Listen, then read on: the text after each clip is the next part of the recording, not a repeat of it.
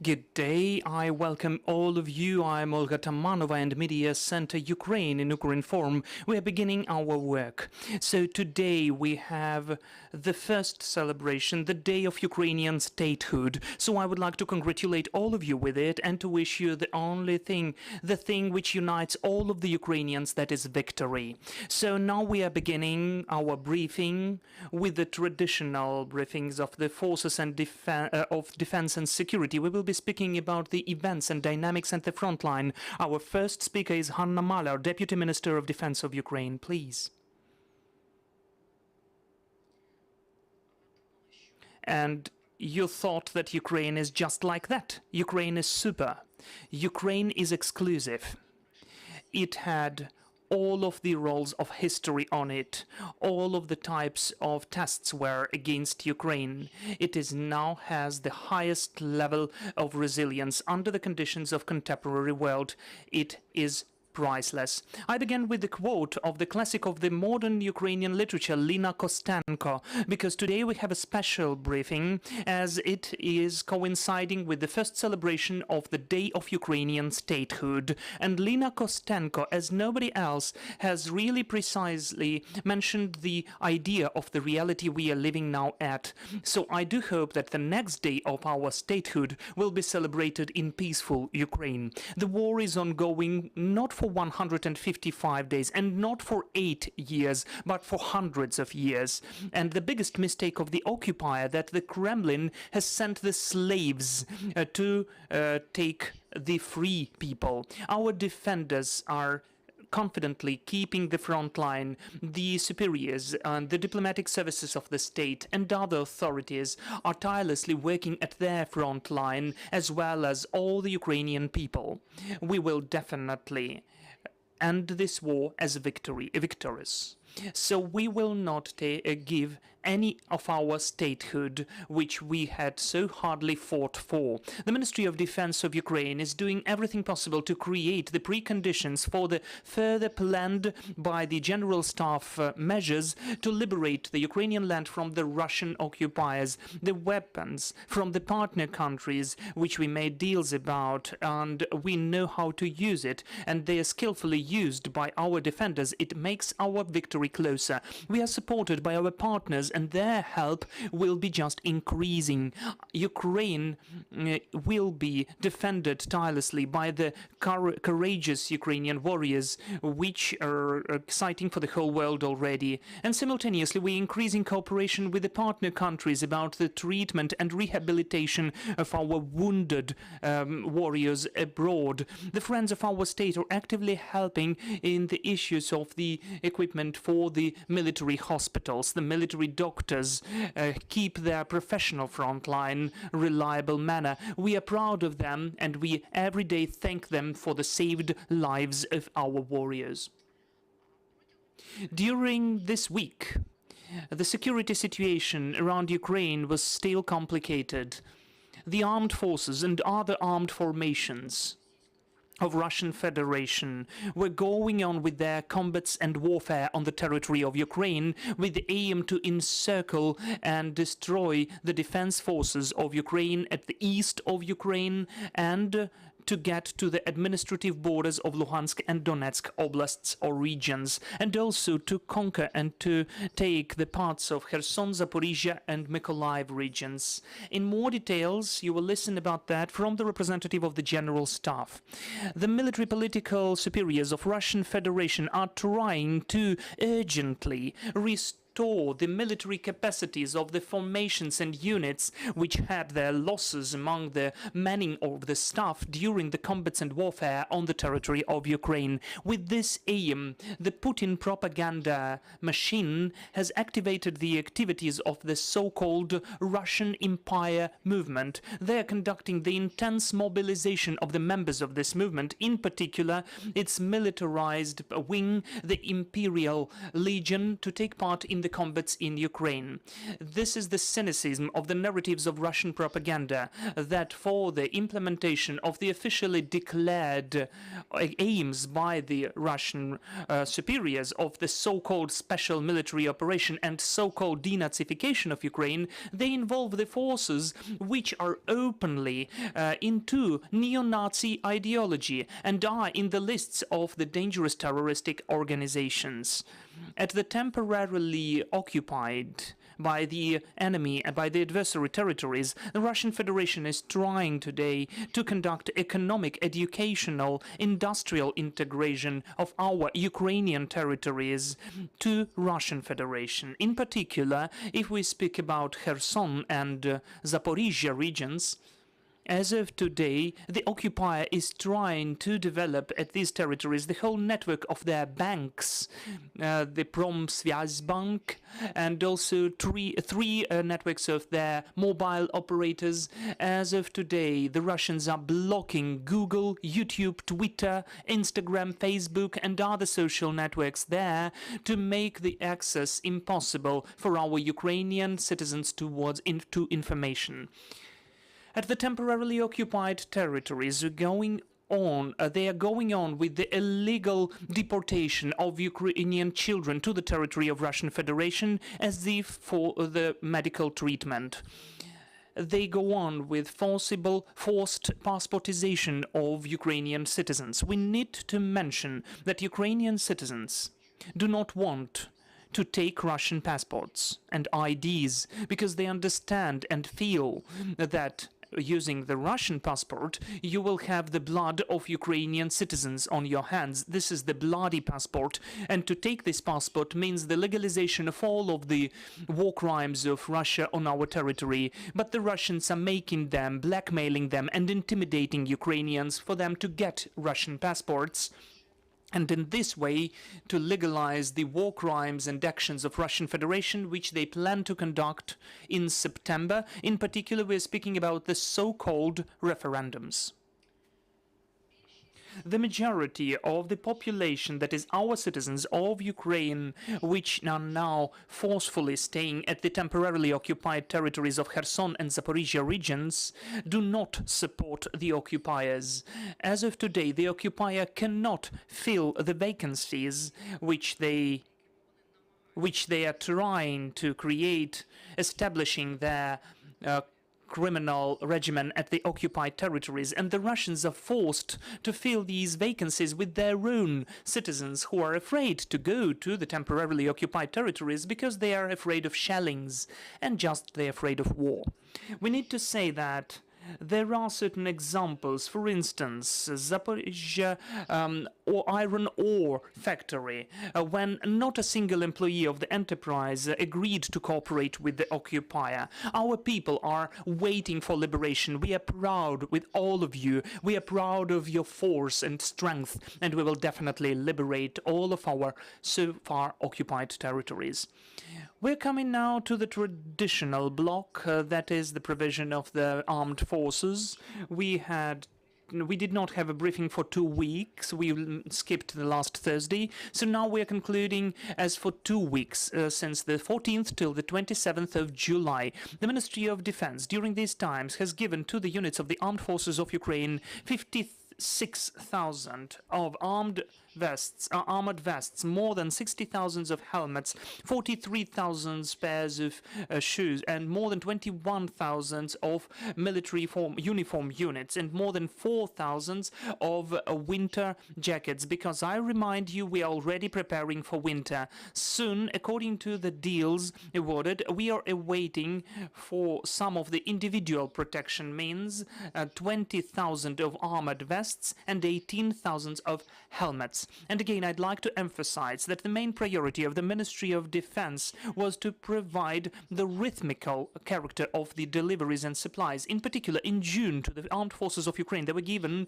more than 100,000 of armored vests, and according to the results of July, we'll have the same indicator. So during those 2 months, more than 200,000 of armored vests. Even now, about the armored vests and the helmets, we have created a very substantial reserve.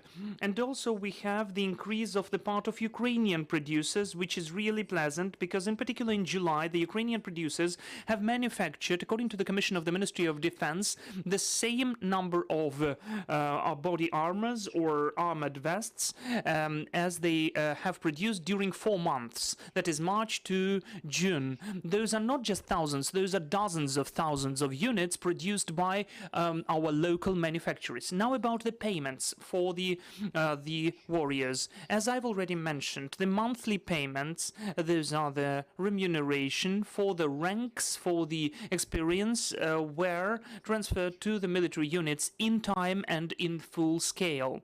Additional payments, or as we say, the military payments, 30,000 and 100,000, they are still being processed because those are enormous amounts of payments. It will go on for several days, and those who have not still got this money, don't worry, just please wait a bit, you will get those payments. And about the victories in our legal front line, because the legal service of the Ministry of Defense is at war efficiently, and all of the contradictions and discrepancies are solved legally for the Ministry of Defense. In particular, you know that as for the legal sphere or in the court proceedings, we are fighting against the suppliers of services and goods who were not providing everything appropriately. For instance, we have such a supplier as for food supply. This contract was awarded in 2017, and the products were of low quality and was delivered not in time for our armed forces. The Ministry of Defense in the court proceedings has taken from this unfair producer 5.8 million hryvnia for the untimely and not full accomplishment of the contract provisions. As for the landlords, as far as you remember, our legal service of the Ministry of Defense is conducting the high-scale campaign to get back the lands which were taken from the Ministry of Defense. Every Thursday we report about such decisions, and today we have one more verdict of the Economic Court of Khmelnytsky region. The requirements of the Ministry of Defense are satisfied fully, and we are getting back to our department more than 95 hectares. And according to this pre-trial verdict, just a moment, I will tell you who has to give it. Khmelnytsky City Council has to provide the decision. As for the defense supply, we also have the court file as for the supplier who was not again properly committing to his obligations which were in the defense supply. We're speaking about the military properties like hard disks which were of inappropriate quality, so they had to be replaced because of the supplier. The legal service of the Ministry of Defense has had some of the measures, and on the 20th of July 2022, the appeal court did not change the verdict of the court of the first level, which obliged them to supply the military property for the sum of 66 million hryvnia, according to the state military order. And I could drive your attention to the fact that these inappropriate supplies and some of the economic entities which are in any way trying to sell their services or goods to the Ministry of Defense, sometimes they organize the informational campaigns to discredit us. These campaigns are not that expensive to organize today, and sometimes you can see the campaigns on discrediting of the system and the procedure of procurement, and sometimes those campaigns are against the competitors who are already the suppliers for the Ministry of Defense. I'm finalizing my briefing with an address to all of the Ukrainians because today we have a celebration. This is the first time when we celebrate the Day of Ukrainian statehood. We need to repel Russian occupiers from Ukraine. We need to finalize the course of our ancestors, to stand for our statehood and not to leave this war as a legacy for our children. Happy Ukrainian Nationhood Day to you. Glory to Ukraine. Glory to the heroes. Now we listen to Oleksii Hromov, Deputy Head of the Main Operations Directorate of the General Staff of the Armed Forces of Ukraine. Oleksii, what is happening at the front line? Could you please tell in more details about that? Good day. This day of Ukrainian statehood, we had the following situation at the front line. The main forces are still concentrated of the adversary at the east of our country to provide the full control of, on the territory of Donetsk and Luhansk regions. I'd like to drive your attention that this is ongoing for more than a week, for more than several weeks. They're trying to provide so-called full control of the territories of Donetsk and Luhansk regions, but they do not have any success. They do not conquer two regions. At Volyn, Zhytomyr and Kyiv directions, the situation during the week was under control.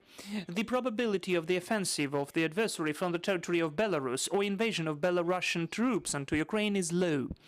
But, however, we do not exclude these probability of special operations from the units of Belarus Republic together with the special forces and private militants for Russian Federation. Some of the military provocations in the borderline regions of Homel and Brest regions to create anti-Ukrainian moods among the Belarusian population. There is still the threat of the missile and aviation strikes against Ukraine from the territory of Belarus during the next 3 months. As for Chernihiv, Konotop and Sumy directions, the activity of the adversary is characterized by aircraft strikes in the regions of Bilopile, Yastrubine, Volodymyrivka, Vovtivka, Miropile of Sumy region.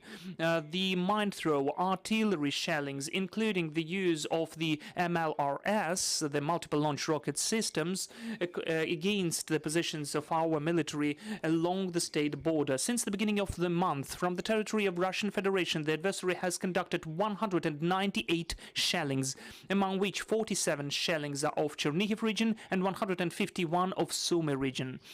The biggest amount of shellings is close to the settlements Yasmin and Bilopile of Sumy region. As the result of the aircraft hits and missile strikes since the beginning of the month on the territory of Chernihiv and Sumy regions, there have been destroyed 15 objects of civil infrastructure, including some of the important ones. As for the Kharkiv direction, the adversary is concentrated to take and to retain the frontiers and going on the aircraft shellings against Kharkiv, Chuhuiv, Verkhny Saltiv, Stary Saltiv, Mospanov, Tishivka. The biggest part of missile strikes is against Kharkiv city and Chuguiv. On the 21st of July, as for the objects of civil infrastructure, there were 3 missile strikes from the MLRS Uragan. 3 civilians died, 26 people were wounded. On the 25th of July, against the civil objects of Chuhuiv town, the adversary also provided the missile strike with 12 missiles of MLRS Uragan. The adversary at the Kharkiv direction is actively using the saboteur groups to find the weak and narrow places in the defense of our armed forces. As for Slovyansk direction, the adversary during the last 2 weeks did not provide active offensive actions, and they went on with missile strikes against Kramatorsk and Slovyansk, and also some of the shellings with the use of the whole spectre of their armament. As for Donetsk operational region, the adversary is concentrating his efforts to repulse our units from the established positions at Siversky, Bakhmutsky and other directions along all the front line with the use of all the spectrum of available weaponry.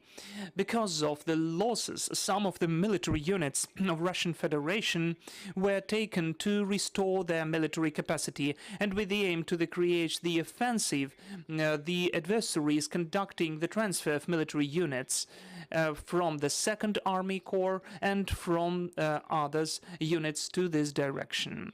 The most complicated but fully controlled situation is in Siversky and Bakhmut directions, where the adversary is trying to provide offensive to the direction of Siversk and Bakhmut. During the recent weeks, the adversary has conducted missile and aircraft hits in Bakhmut, Konstantinivka, Soledar, Spirne, Chasiv Yar, Samogirya, Pokrovske, Berestovo, Novoluhanske, Grigorivka, and also against Vuhlegirska heat power plant. As for Kyiv, Zaporizhia regions, the adversary went on with systematic fire impact onto the defense forces of Ukraine.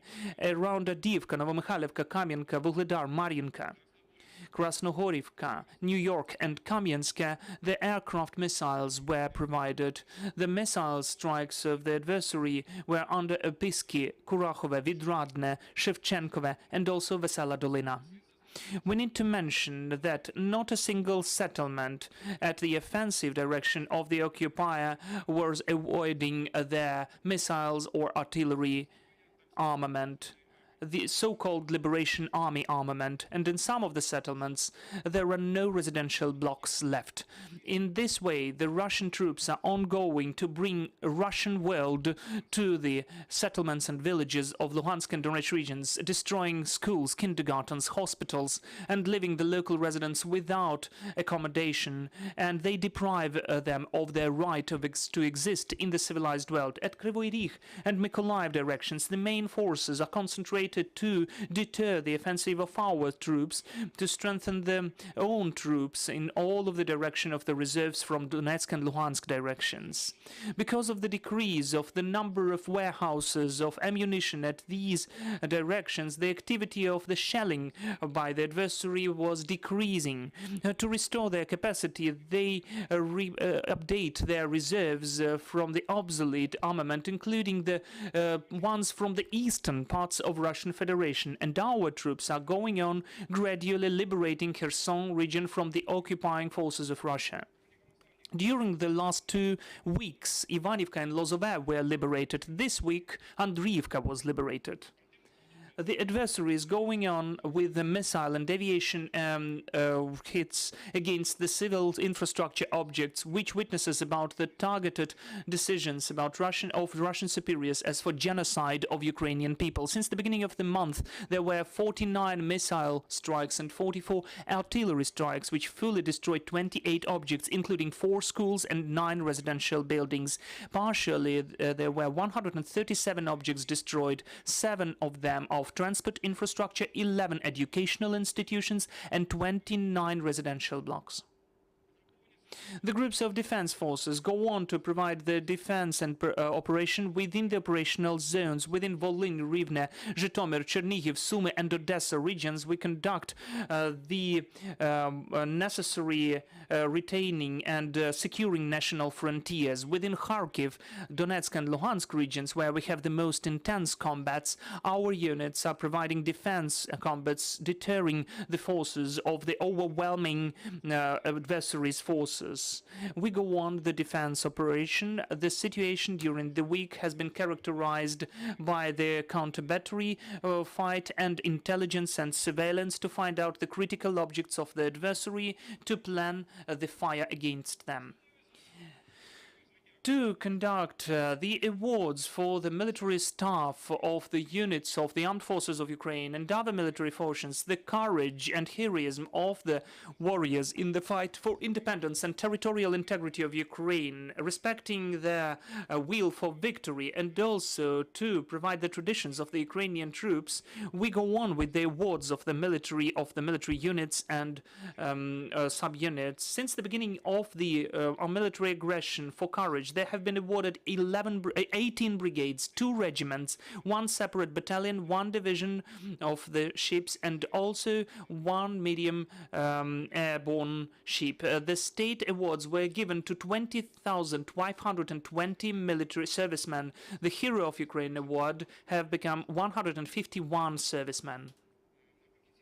In the end of my speech, I'd like to emphasize that more than 1,000 years ago, Kyiv Duke Volodymyr the Great took the state decision to baptize Kievan Rus. This decision was the choice for the family of European countries. Now we are fighting not only for that historical choice, we are fighting for the future peaceful and civilized life of our children, for the will, for the opportunity to live your own life at your own land, for the eternal values of Ukrainian people. Every day the armed forces of Ukraine are fighting not only for Ukraine, but also for Europe, which is close by spirit for us, for the international security, for the future peaceful life in the world, where not a single country will be able to force their empire views and their wishes. We will definitely prevail. The God is with Ukraine, with our heroic people, with our invincible armed forces, and this is the most important thing. Thank you. I give the floor to the Major General Oleksii Nadtochyi, head of the Operations Office of the main Directorate of the National Guard of Ukraine.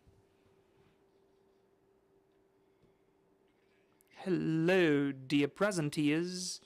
And traditionally, the role and place of the National Guard of Ukraine in the repulsion of military aggression as of the 27th of July. The military units of the National Guard of Ukraine within the defined groups of the armed forces of Ukraine are going on to take part in the defense operation in Slobozhansky, Donetsk, Pivdenny Bug operational regions, in the deterring of the offensive of the overwhelming forces of the adversary around Kharkiv, Slovyansk, Siversk, in the defense of the cities of Kryvyi Rih, Mykolaiv, Zaporizhia, where the main forces are concentrated to the deliberate denial of the advance of the adversary in the directions of Berislav, Kryvyi Rih, Guayapole, Zaporizhia, and also the retaining of the parts of the seashore, the defense and security of the objects of critical infrastructure.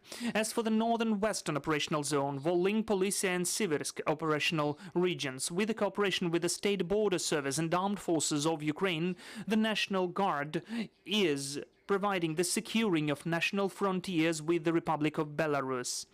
With beyond the military zone, in the southern western operational zone, that is Lviv, Carpathian, Bukovina, and Podil operational regions, we go on to provide stabilization actions and territorial defense.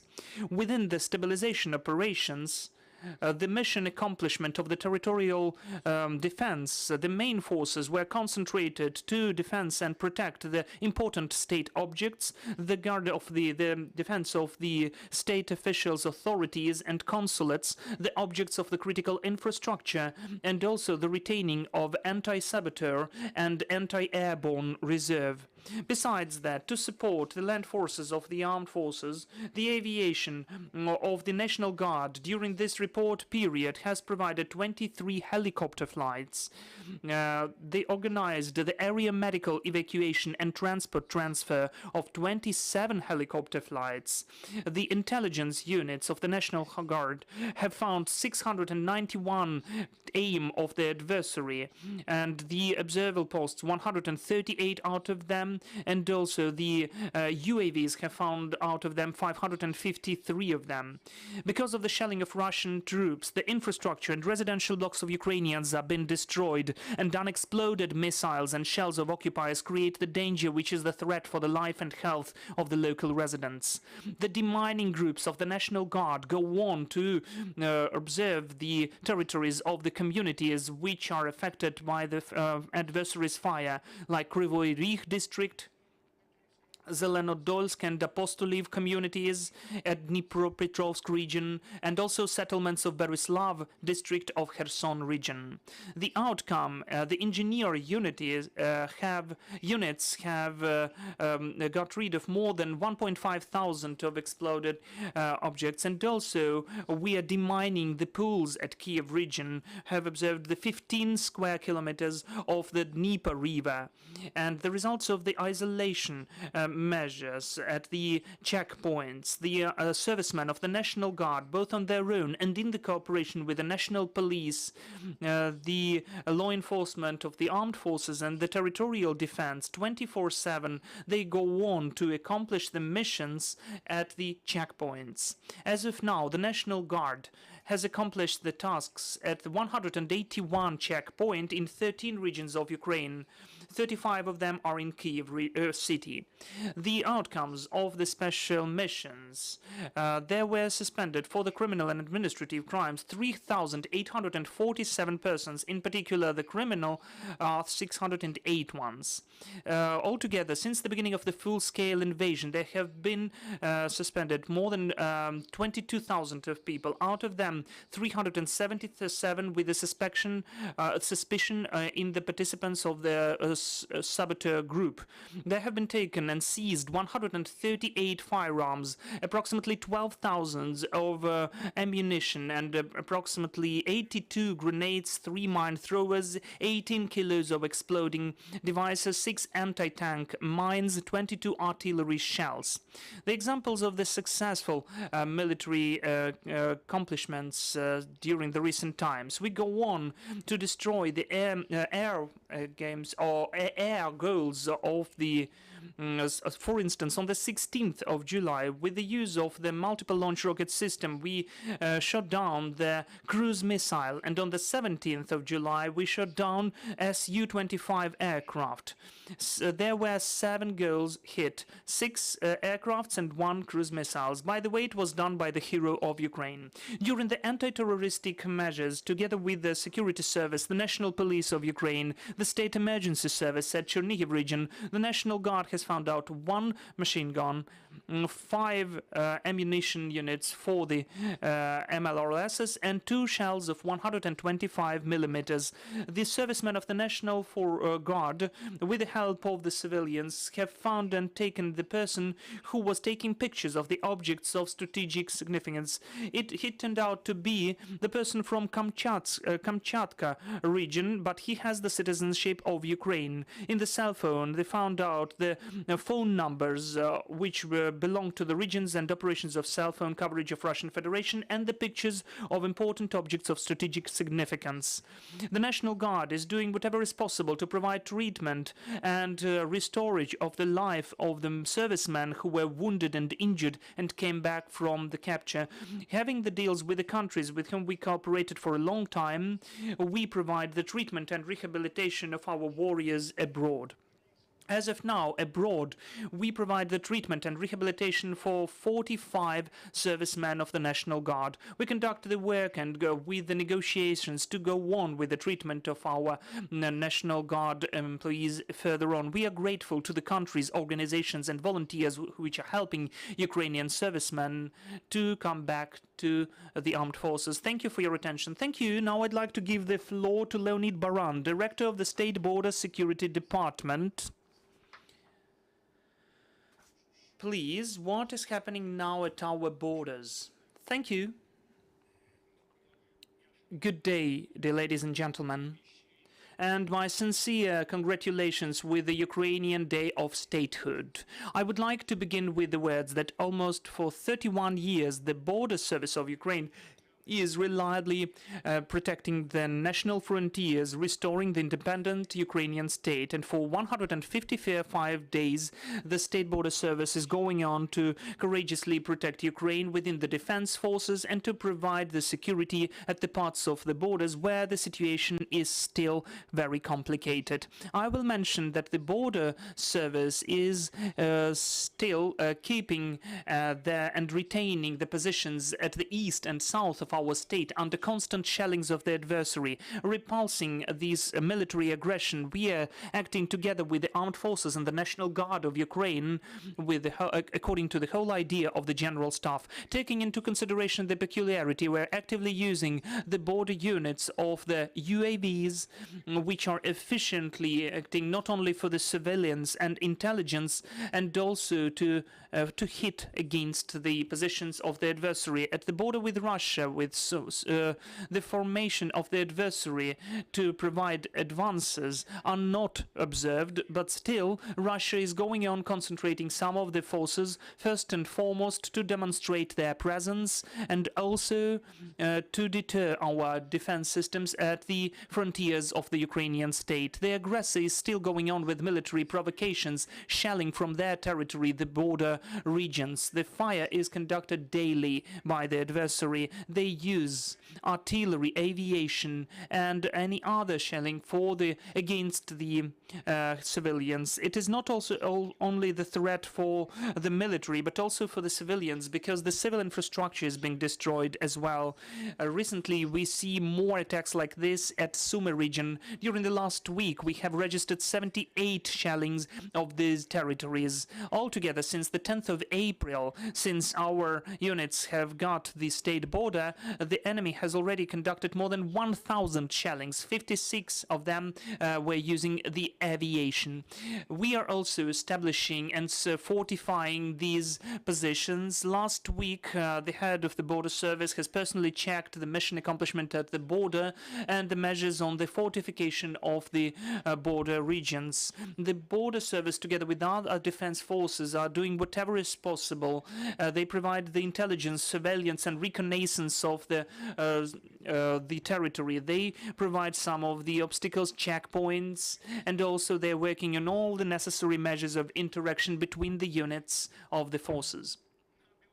At Belarus part of the state border, we do not see substantial changes of the situation and the character of the actions of the armed forces of Belarus. They still go on securing the frontiers from Brest and Homel parts. Sometimes they are showing off, providing military trainings, including the artillery shelling.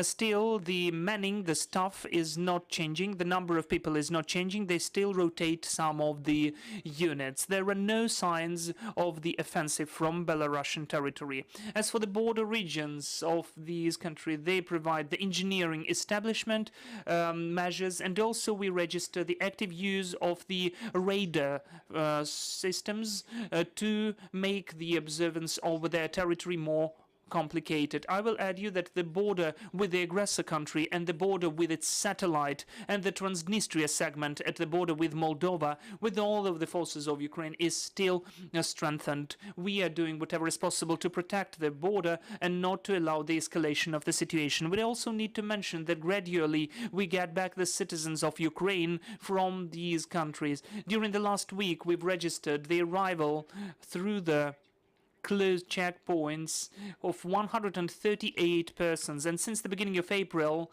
more than 1,400 Ukrainians have come back home. As for the EU countries and Moldova countries, which are friendly, the average daily crossing of the border is about 90,000 people to both directions, approximately 20,000 of transport vehicles. Some days this indicator was almost 100,000 persons per day. We still see the intention of our citizens to come back to Ukraine, but still I need to see that this movement is very dynamic. Before the weekend, we can see that the citizens are leaving more, but the difference is not that substantial. During other days, more people are coming to Ukraine. Then this difference can be up to 10,000 people. So as of now, there are no queues and lines for leaving of the vehicles from Ukraine after the zero customs clearance was cancelled.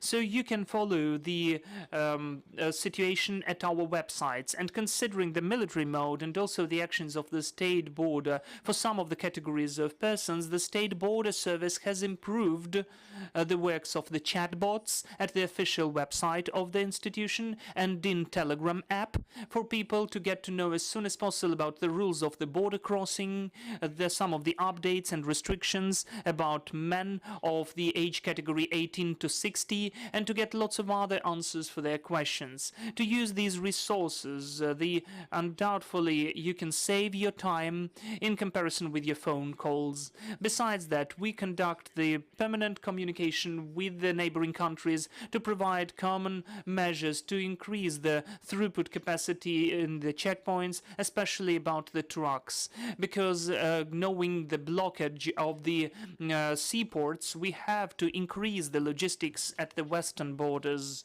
And also because of the restrictions at the border crossing, the border service daily do not allow some of the categories who have to be restricted. We did not let for 158 people to get through the border, and also we take the violators who try to cross the border illegally, both in the checkpoints and beyond the checkpoints, using the fake documents. There were 25 of them during the last day like this. Since the 24th of February at the green part of the border, we've took more than 4,300 of those in fact, perpetrators, and they were trying to use fake documents. To conclude, dear colleagues, I would like to assure you that the border service of Ukraine is going on to responsibly, with the commitment, try to accomplish all of the missions to protect our state. Thank you, all of you, for the attention. Glory to Ukraine. Glory to the heroes. I'd like to give to invite all of the speakers for the questions from the journalists. Dear colleagues, you can pose your questions using the microphones, and don't forget to introduce yourselves. Ukrinform, Marina Kožuchara. If I may, I've got the question to Oleksii Nadtochyi. Which provocations could be possible close to Odessa port, taking into account the opening of the green corridors? And will the military accompany the ships with grains? And the second question, is it true that we had some information that in the south about 10,000 of Russian servicemen can be encircled? Is it true? As for the provocations which can take place in Odessa region, together with other structures of security and defense sector, we are following this situation. According to our experts, there are some of the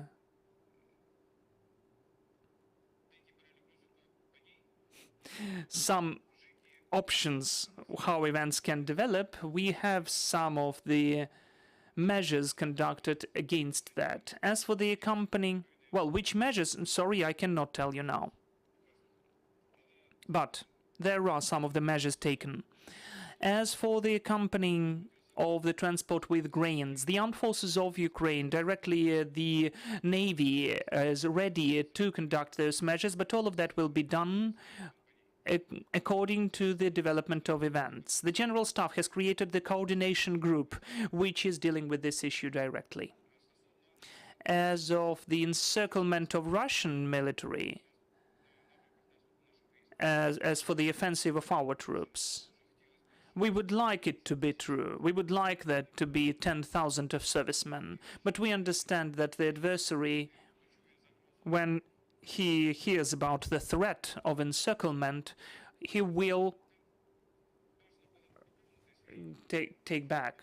We should, of course, have the prisoners of war from Russian Federation, but que sera, sera.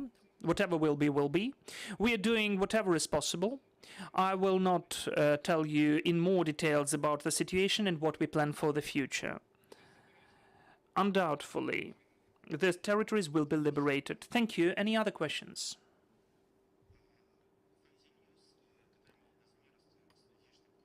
So Tokyo headquarters, could you please now see it, the temporarily occupied territories after the full scale of invasion of Russia against the territory of Ukraine, in the process of self-organization, can we see some of the norms of the case law among the or any other law forms in the self-organization of the population? Who are you asking? I'm asking Ms. Hanna Maliar. Okay. Which norms do you mean? Which norms do you mean of the law?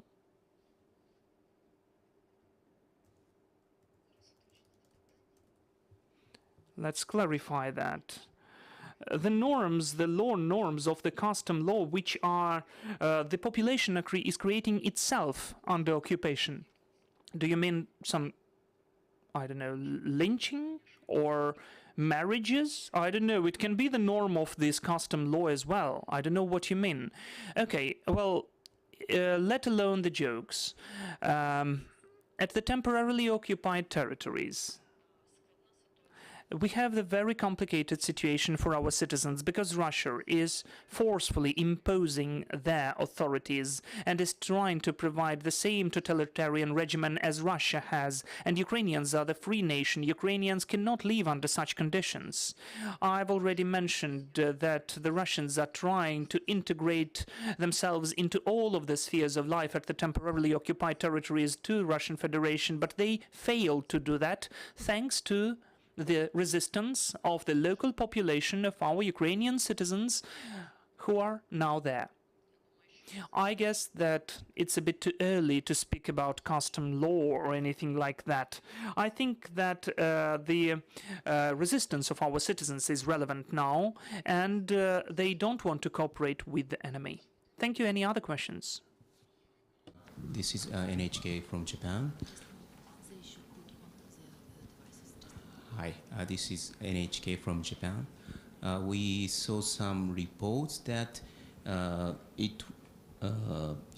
Bishkek this morning some attack has happened. Could you explain what was the target and how many people were injured or some casualties? Пане Олексію, мабуть, до вас. Oleksii, is this the question to you? I guess so. As far as I understand, you mean the shellings of our territories of Kyiv region and Chernihiv region, right? Yes, okay. Yes, really, about 5 a.m. the adversary had the missile hits of 6 cruise missiles of caliber against the military unit in Lutizh of Kyiv region. As of today, we have the information that 3 buildings, 1 building is destroyed and 2 buildings were damaged. Besides that, 1 cruise missile was hit down in the air. The adversary had the missile hit from the Black Sea. As for Chernihiv region, since 5:25 till 6:30 a.m., the settlement of Honcharivske of Chernihiv region was also under shelling. There was the missile shelling and MLRS shelling, multiple launch rocket system. About 20 shells were hitting the positions of our troops. As of now, we know that the launch was done from Zyabrovka of Republic of Belarus. There are some of the casualties, but we need to clarify them. And the second part of the question, what's the aim? What was the aim of such attacks? Would they just go on with the genocide of our nation? That's it. Any other questions? I would like to thank the government of Japan for the equipment, medical equipment for our medical hospitals. And last week we had the meeting with the representative of UNOPS who is working with the government of Japan, and we know about the programs which are now implemented by the government of Japan to support Ukraine. Thank you so much for that. Any other questions? Hello, agency Reuters. Can Ukraine officially confirm that the bridge, Antonivsky Bridge, cannot function as a transport artery both for the civilians and the military, the occupying forces? And how is it connected with the counter-offensive in the south of Ukraine? Thank you. Well, directly, the significance of Antonivsky Bridge for the defense of the adversary and for the offensive of our forces has really great significance. Our forces and measures are used to deprive the adversary of the opportunity to conduct the shellings of our territories. So we are firing against the warehouses and arsenals of the adversaries created at the temporarily occupied territories. And one of the tasks is to cut their logistics supplies and the ways of supply of ammunition, the ways of the reserve troops to the frontline combat areas. Yes, we have conducted certain impact against the Antonivsky Bridge. The adversary, it was done for more than once.